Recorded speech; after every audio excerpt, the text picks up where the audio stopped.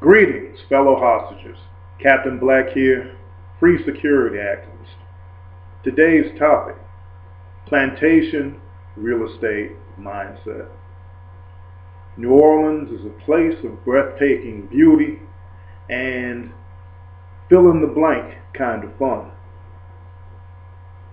Underneath the surface, deeper than the Mississippi River, is a real estate boom, and I'm going to put that in quotes, which is lowering the boom on low income to working class citizens.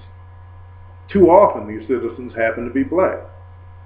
I've likened it to a veritable plantation where landlords and property managers who know Louisiana law but don't operate by it attempt to defraud, intimidate, fleece, and subject American citizens to substandard housing and, sadly, in some cases, outright fraud.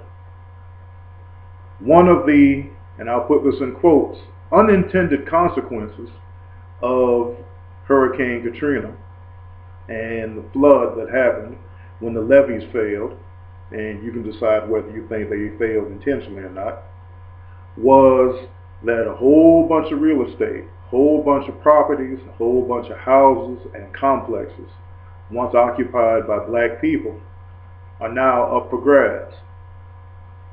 Into the scenario rides your friendly neighborhood carpetbagger. But this isn't just a rant against gentrification, because you do have black landlords and property owners who also participate in the plantation real estate mindset.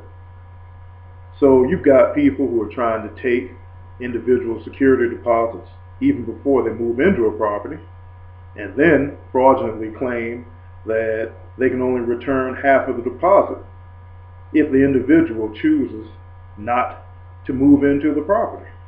No key, no contract, no move in. You've got people who are running apartment complexes here, or we'll just say strings of property, which aren't fit for a cockroach to live in, but let me correct myself. Plenty of cockroaches live in these properties. It's amazing in a majority, or I should say exclusively, Democrat-run city, from the mayor to every member of city council, that renters' rights, affordable housing, are little more than talking points. The real estate plantation owners here seem to have an iron grip on local elected officials. What I see happening here, as someone who came from an extremely racist town in Georgia, is such a profoundly florid form of discrimination that it almost boggles the mind. Black people are being thrown out so that hipsters and 2.0 hippies can move into their neighborhoods. Black people are being thrown out so that Airbnb white folks can come in and party for a short time period at the cost of people who needed housing for themselves and their families. This is an economic apartheid on a scale that has to be seen to literally be believed.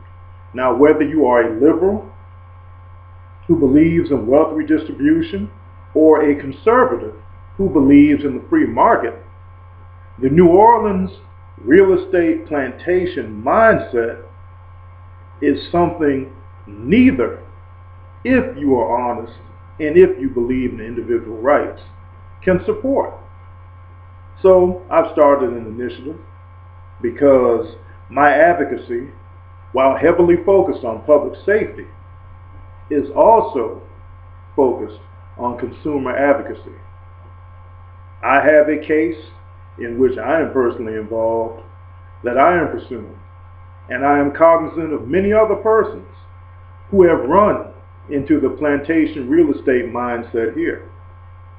I think that it's only honorable that as we talk about anniversaries and affordable housing and all these other pretty phrases, that we start dismantling the plantation real estate mindset in New Orleans.